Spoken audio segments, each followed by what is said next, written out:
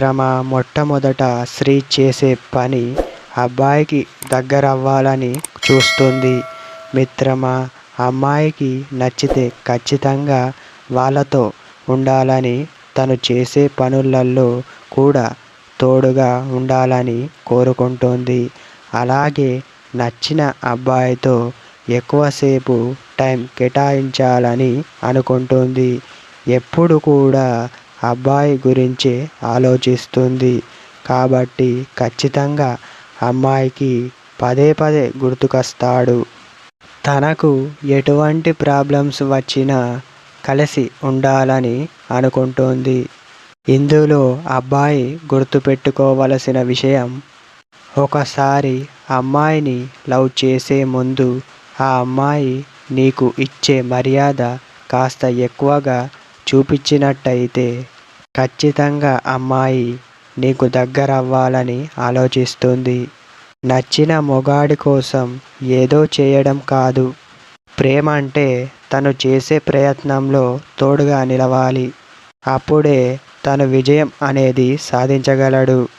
ఈ కాలంలో అబ్బాయిలు ఎలా ఆలోచిస్తున్నారంటే, లైఫ్లో నాకంటూ ఒక పేరు సంపాదించుకోవాలి, డబ్బు సంపాదించాలి, తర్వాత పెళ్లి చేసుకొని హ్యాపీగా జీవితాన్ని కొనసాగించాలి.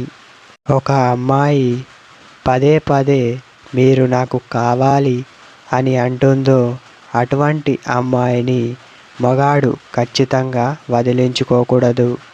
ఎందుకంటే మనం ప్రేమించే కంటే మనల్ని ప్రేమించే అమ్మాయి మనల్ని, మన కుటుంబాన్ని మనం ఎలా చూసుకుంటున్నామో అంతకంటే ఎక్కువగా చూసుకుంటుంది.